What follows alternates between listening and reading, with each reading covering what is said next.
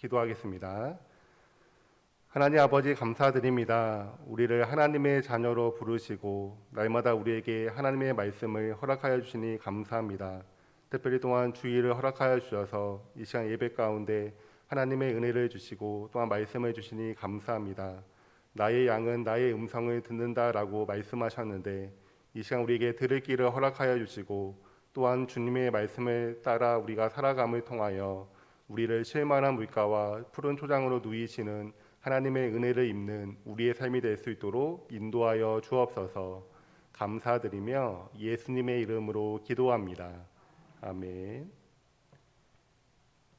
네, 이 코로나가 이제 장기화되면서 물질적인 어려움을 겪는 분들이 많이 있으시죠. 또한 이 코로나의 장기화로 인해 정서적 어려움을 겪는 사람들도 많다라고 합니다. 2021년 5월 7일 보건복지부에서 우울 위험군에 대한 발표가 있었습니다. 2018년, 그러니까 코로나 전이죠. 코로나 전에는 우울 위험군이 3.8%였습니다. 하지만 코로나 이후에는 22.8%로 증가했다고 합니다. 그러니까 약 6배 정도가 증가한 것이죠. 그리고 자살을 생각해 본 적이 있다라고 응답한 비율도 2배 정도 늘어났다라고 합니다. 그러니까 지금 우리가 살고 있는 이 시대는 평안이 없는 시대이다라고 볼 수가 있습니다. 이렇게 정서적으로 또 물질적으로 평안이 없는 시대에 우리가 살고 있죠. 우리 성도님들은 요즘 평안하신가요? 네, 하나님이 주시는 평안이 여러분들과 함께하기를 바랍니다. 오늘 본문은 남유다의 왕 아사에 대한 이야기입니다. 이 아사 시대의 특징은 2가지입니다. 첫 번째는 평안이 있던 시대라는 것입니다. 그러니까 이스라엘의 가장 전성기였던 솔로몬 시대와 비견이 될 정도로 평안을 누렸던 시대입니다. 그리고 다른 한 가지 특징은 하나님을 찾았다입니다. 그러니까 이 아사가 왕일 때 이 남유다가 평안했던 이유는 이 아사 왕이 정치를 잘하거나 남다른 재능이 있어서가 아닙니다. 하나님을 찾았기 때문에, 그래서 하나님이 그에게 평안을 주신 것이죠. 그러니까 우리도 평안을 누리기 위해서는 하나님을 찾아야 합니다. 하나님은 하나님을 찾는 사람들에게 평안을 주시는 분이십니다. 오늘 본문을 통해 하나님을 찾았던 아사의 신앙을 함께 좀 보기를 원합니다. 첫 번째로 아사는 우상을 버림으로 하나님을 찾았습니다. 우리가 역대하 14장 3절과 5절을 한번 함께 읽겠습니다. 네, 3절과 5절입니다. 네, 시작. 이방 제단과 산당을 없애고 주상을 깨트리며 아세라 상을 찢고, 네, 5절입니다. 또 유다 모든 성읍에서 산당과 태양상을 없애매 나라가 그 앞에서 평안함을 누리니라. 아멘. 네, 아사가 이 왕이 되어서 가장 먼저 한 일은 바로 우상을 없애는 일을 했습니다.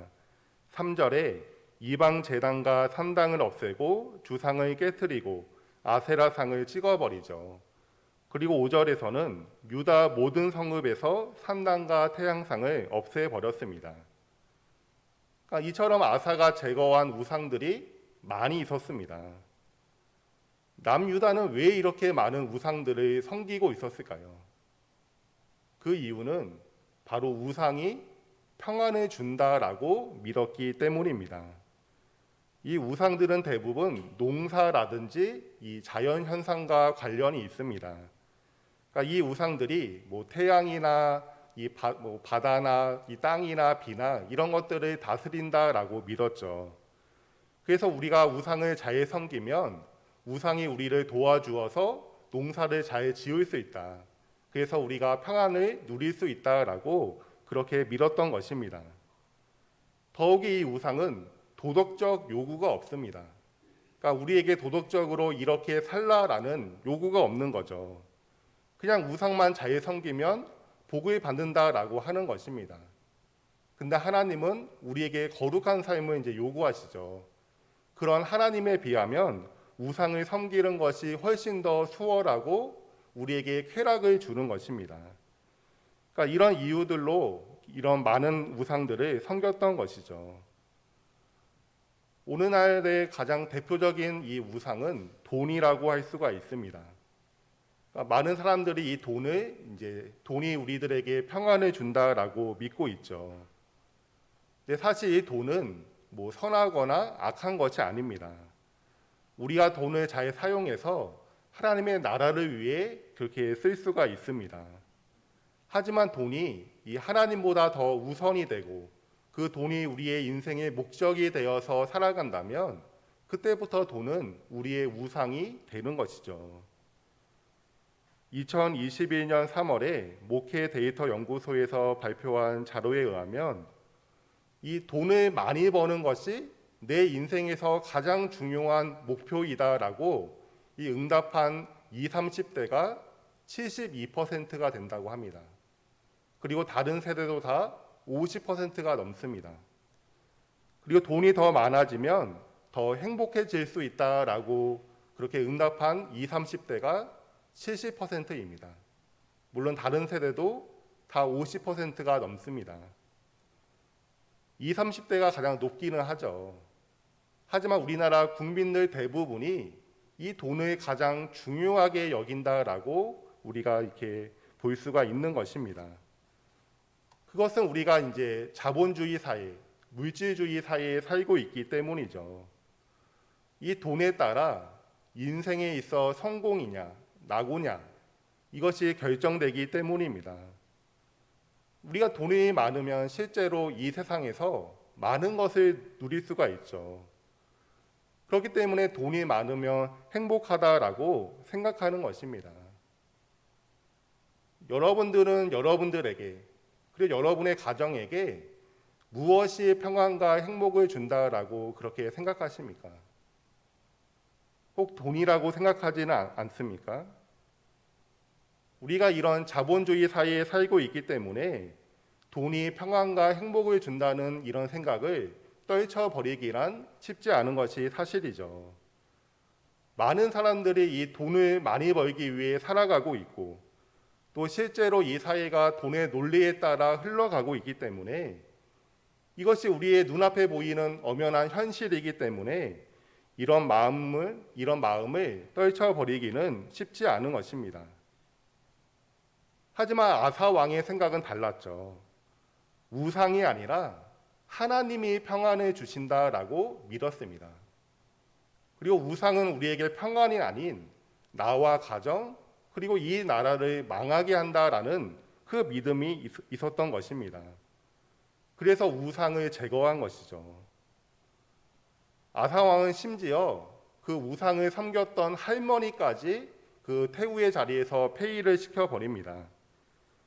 우리가 역대하 15장 16절을 함께 한번 읽어보겠습니다. 네, 역대하 15장 16절입니다. 네, 시작. 아사 왕의 어머니 마아가가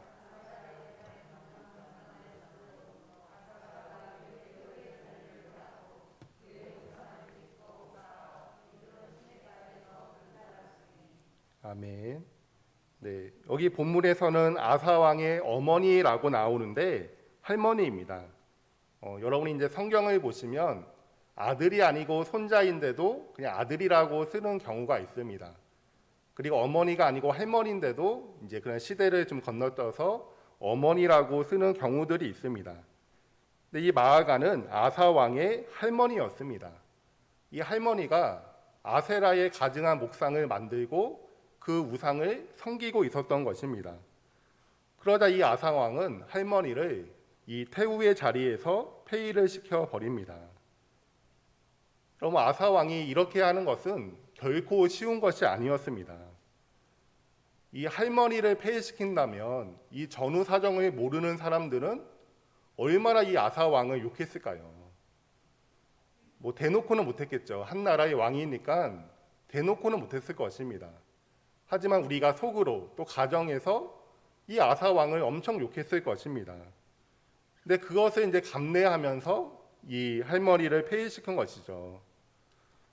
또 할머니는 이 3대에 걸쳐 태우의 자리를 차지하고 있었습니다. 그러니까 그녀의 이 정치적 영향력이 상당한 것이죠. 근데 이 아사 왕은 정치적 위험을 감수하면서 이 할머니를 폐위시킨 것입니다. 그러니까 아사 왕은 정말 단호하게 우상을 제거하는 거죠. 사람들의 인정, 또 정치적 위험을 감내하면서 그 우상을 제거했던 것입니다. 그에게 우상은 나에게 또 이 나라를 망하게 하는 주범이다라는 그 믿음이 있었기 때문입니다.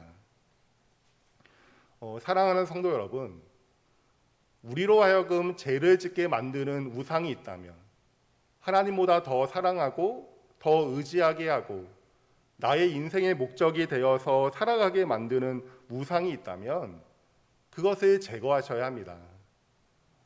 우상이 우리에게 평안을 주고 행복을 주는 것이 아닙니다. 도리어 우리를 망하게 하죠. 그러기에 그것이 아무리 좋아 보여도 버리셔야 합니다. 끊으셔야 하죠. 그 자리를 피하셔야 합니다. 만약 하나님께서 기뻐하지 않는 일을 하게 하고 하나님을 멀리하게 만드는 일을 하게 하는 어떤 사람이 있다면 그 사람을 만나지 않으셔야 합니다. 나는 이런 것이 싫다, 이런 것을 안 했으면 좋겠다라고 말해도 계속 우리를 유혹하고 계속 죄를 짓게 만든다면 만나지 않으셔야 합니다. 물론 우리가 가족이라면 만나셔야 하죠. 하지만 가족이 아니라면 만나지 않으셔야 합니다. 그 사람이 나를 욕할 수도 있죠. 나에게 어떤 불이익이 올 수도 있습니다. 그래도 만나지 않으셔야 하고 그 우상을 버리셔야 합니다. 이 아사 왕이 우상을 버린 것은 어떤 고난이 와서 버린 것이 아닙니다. 평안할 때 우상을 버립니다. 역대하 14장 1절을 보시면 이 아사가 이제 왕이 되자마자 하나님의 은혜로 이제 그 나라가 10년 동안 평안을 누립니다.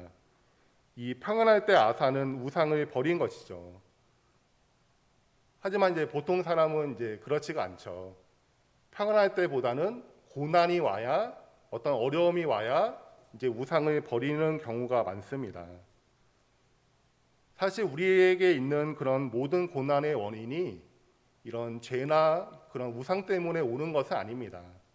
어떤 선한 뜻이 있어서 오는 경우도 있죠. 욥처럼 어떤 하나님의 선하신 뜻이 있어서 고난이 올 수도 있습니다. 여러분, 고난의 원인이 무엇인지는 여러분들 본인이 판단하셔야 합니다. 다른 사람은 그런 모든 상황들을 알 수가 없기 때문이죠. 그러니까 다른 사람들은 선택적으로 하는 말만 듣고 이제 판단해야 하기 때문에 정확할 수가 없습니다. 고난의 원인은 본인들이 분별하셔야 하는 것입니다. 자신의 삶에 대해서 가장 잘 아는 본인이 분별하셔야 하죠. 하지만 여러분, 만약 이 고난이 우상 때문에 온 것이라면 그 고난은 저주가 아닌 것입니다. 은혜인 것이죠. 왜냐하면 우리 스스로 그 우상을 버릴 수가 없기 때문입니다. 그래서 고난을 통해서라도 그 우상을 버리게 하여 하나님의 평안을 누리게 하시려는 하나님의 은혜인 것입니다.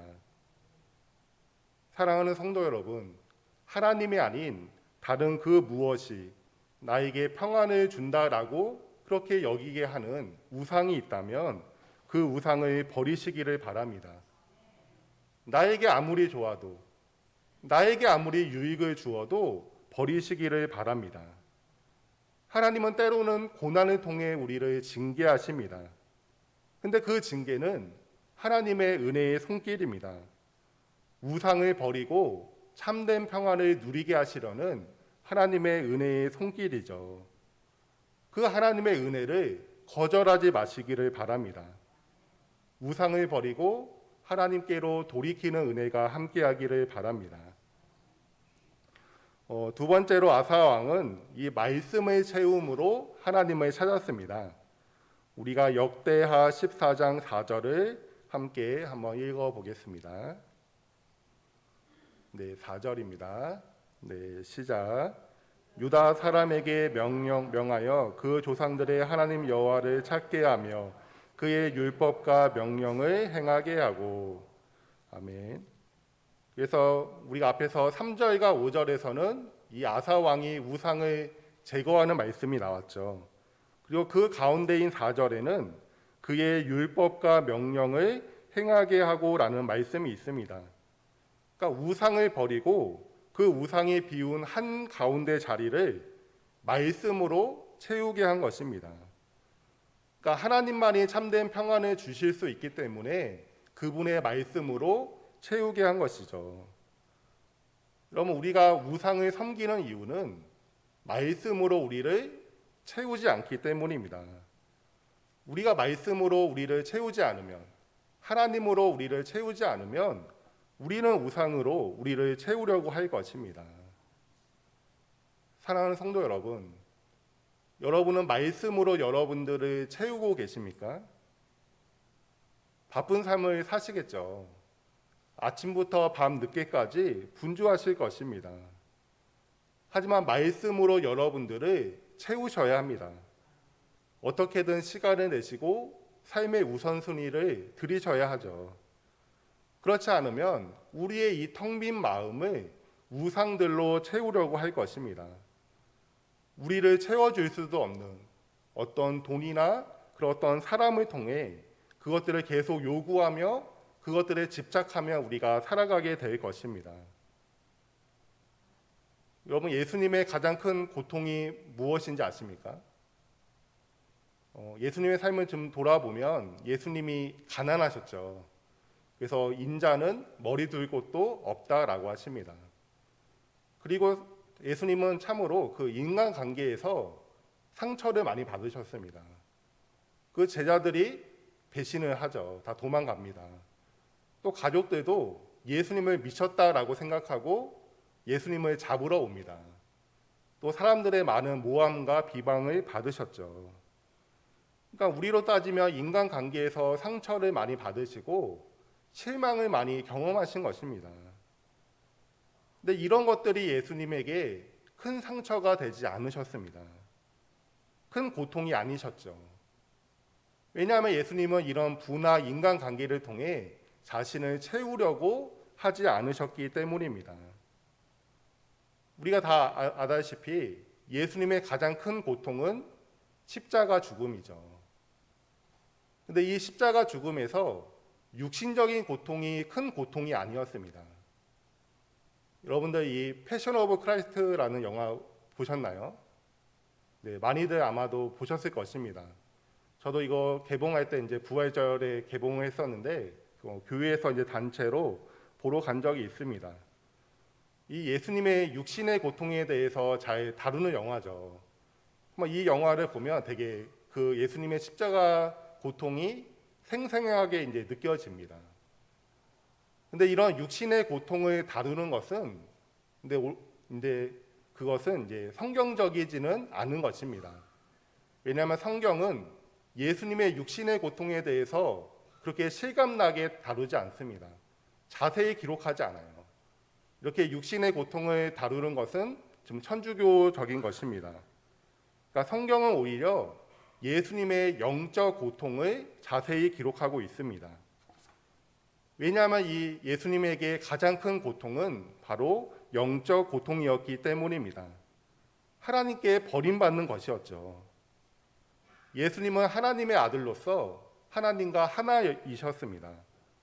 또 하나님과 친밀한 관계를 누리시고 한량없는 사랑을 받으셨죠.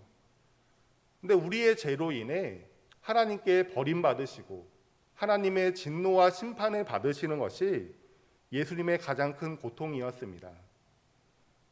그래서 제가 어떤 분의 책에서 이 예수님의 죽음과 순교자의 죽음을 좀 비교하는 글을 본 적이 있습니다.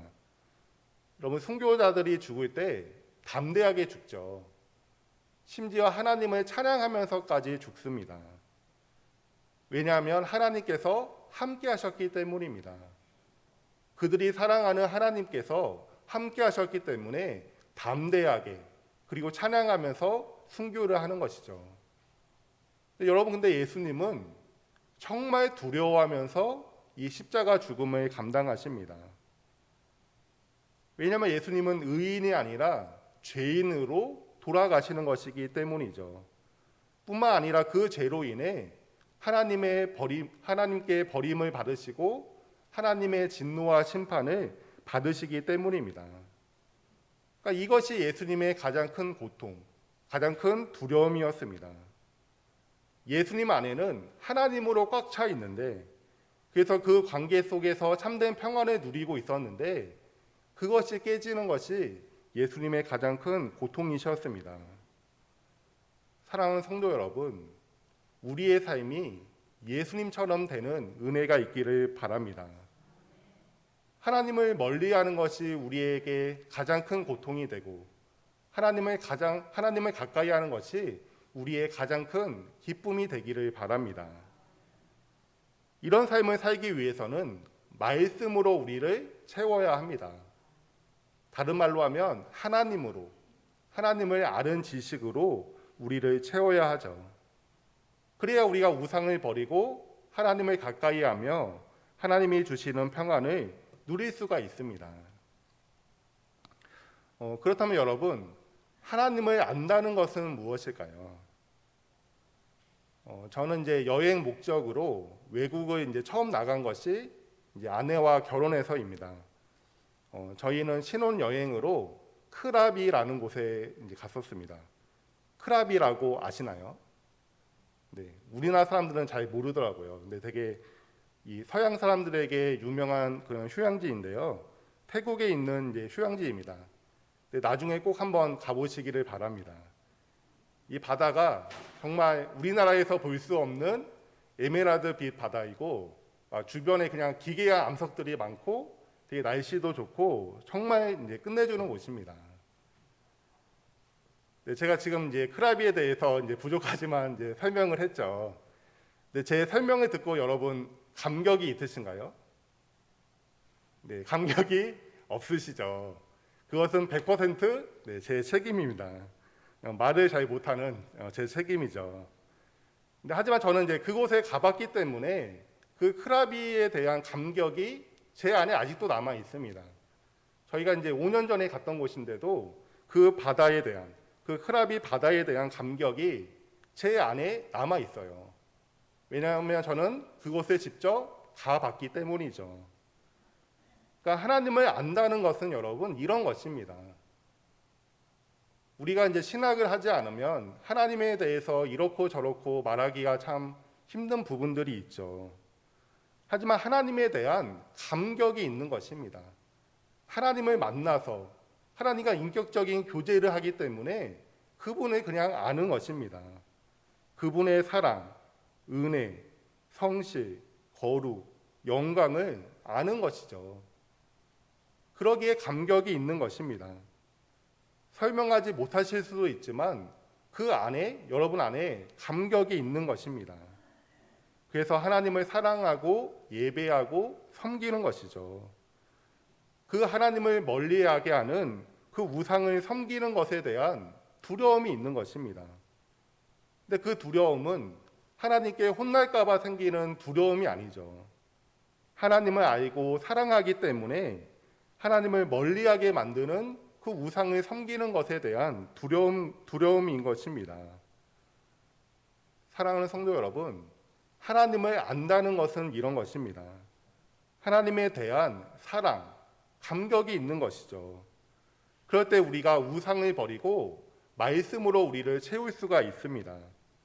또 하나님을 가까이 함으로 하나님이 주시는 평안을 누릴 수가 있는 것입니다.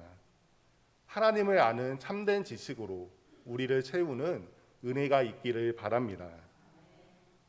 세 번째로 아사 왕은 하나님을 의지함으로 하나님을 찾았습니다. 이 아사 왕이 이제 우상을 제거하고 말씀으로 채우자 하나님이 이제 평안을 더 길게 주십니다.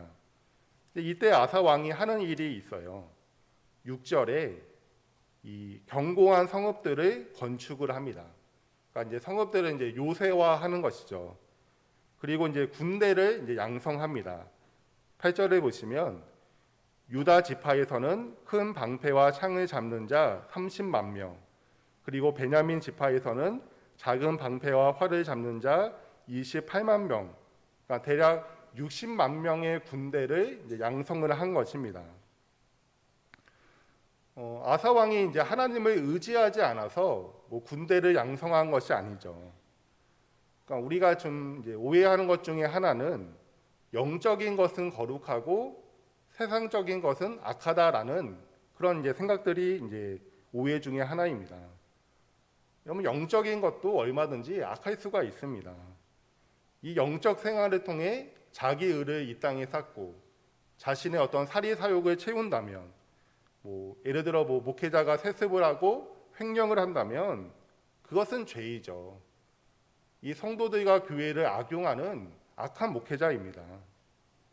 하지만 세상의 것들, 예를 들어 돈이나 우리의 직업을 통해서 하나님께 영광을 돌린다면 그것은 선한 것이고 하나님께서 기뻐하시는 일입니다. 중요한 것은 내가 하나님보다 더 사랑하고 더 의지하는 것이 있다면 그것이 무엇이 되었든 다 우상이라는 것입니다. 이 아사 왕이 이제 요새를 짓고 군대를 양성했는데 전쟁이 이제 일어납니다. 9절을 보시면 구스 사람 세라가 그들을 치러하여 군사 100만 명과 병거 300대를 거느리고 마레사의 이르메라고 하시죠. 이 구스 사람 세라 왕이 이제 쳐들어온 것이죠. 군사 100만 명과 병거 300대를 가지고 옵니다. 여러분, 아사 왕의 군대가 몇만 명이었죠? 약 60만 명입니다. 100만 대 60만. 그리고 60만에서 요새까지 이제 끼고 싸우는 것입니다. 그러면 사실 할 만한 전쟁이 아닌가요? 근데 이 아사 왕은 자신의 군대를 의지하지 않습니다. 우리가 역대하 14장 11절을 한번 함께 읽겠습니다. 네, 11절입니다. 네, 시작. 아사가 그의 하나님 여호와께 부르짖어 이르되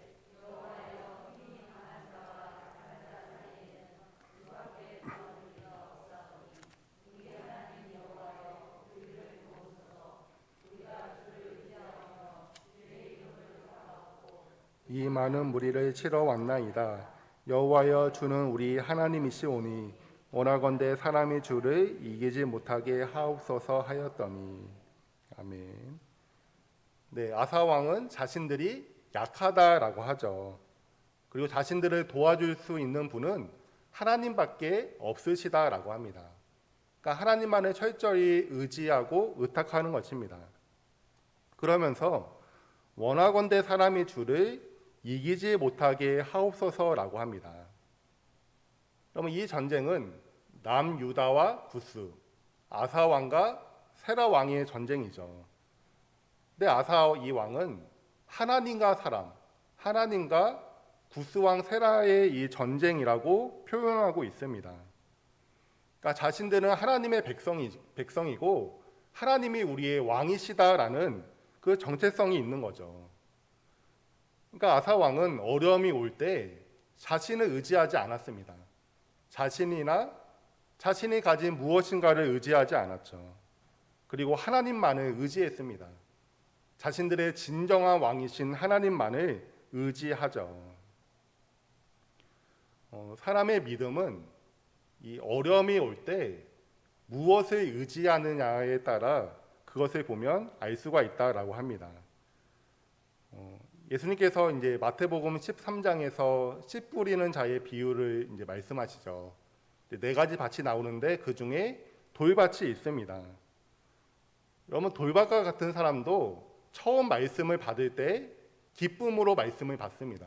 그러니까 그 안에 이제 기쁨이 있는 거예요. 그래서 예배도 열심히 나오고 봉사도 열심히 하고 헌금도 열심히 내는 거죠. 그러니까 여기서 오는 기쁨들을 누리는 것입니다. 근데 문제는 오래 가지 않는다라는 거죠. 그렇게 열심히 내던 사람이 어느 순간 보면 보이지 않는다는 것입니다. 왜냐하면 환난이 오자 넘어졌기 때문입니다.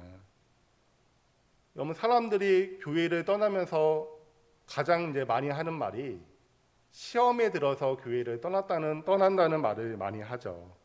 그래서 농담 반 진담 반으로 교회 안에 이 섭섭 귀신이 있다라는 그런 말을 하기도 합니다. 내가 이렇게 교회를 위해서 열심히 하는데 교회가 알아주지 않는다는 것입니다. 그래서 이렇게 사랑도 없고 인정머리 없는 성도들이 있는 교회는 나는 안 다니겠다라고 하면서 떠나는 사람들이 있죠. 또 하나님을 열심히 섬기는데 어떤 고난이 오는 것입니다. 아니 이렇게 나에게 고난을 주는 하나님을 내가 왜 섬겨야 하는가? 그렇게 하나님께 섭섭해서 이렇게 떠나는 사람들도 있습니다. 물론 이제 떠날 수밖에 없는 이유들이 분명 존재하죠. 그리고 이 교회 안에도 우리가 서로 칭찬하고 격려하는 그런 문화들이 필요한 것은 사실입니다. 하지만 어려움이 올 때 하나님을 의지하는 신앙이 있어야 합니다. 어려움이 올 때 하나님만을 바라보는 믿음이 필요한 것이죠. 사랑하는 성도 여러분, 여러분들은 무엇을 의지하십니까? 하나님을 의지하십니까? 아니면 다른 무엇인가를 의지하십니까? 사람들의 인정이나 칭찬, 그런 것들을 기대하십니까? 물론 우리가 하나님을 의지한다고 해서 아무것도 안 하는 것은 바른 믿음이 아닙니다.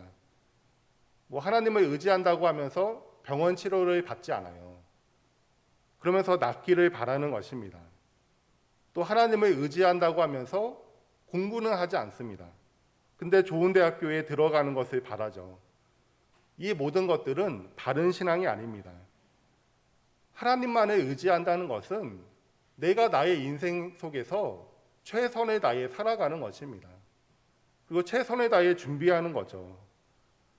근데 그 나의 최선이 나의 평안을 보장해 준다라고 믿는 것이 아닙니다. 하나님만이 나에게 평안을 준다라고 믿고 그 하나님을 의지하고 맡겨드리는 것이죠. 이런 사람이 하나님만을 의지하는 사람입니다. 이 어려움이 올 때 하나님을 의지하지 않아서 넘어지는 사람들은 뿌리가 얕은 사람들입니다. 여러분, 이 마태복음 13장의 돌밭이란 것은 우리나라에 있는 돌밭이 아니에요. 우리나라에 있는 돌밭은 이 흙과 돌이 섞여 있는 밭이잖아요.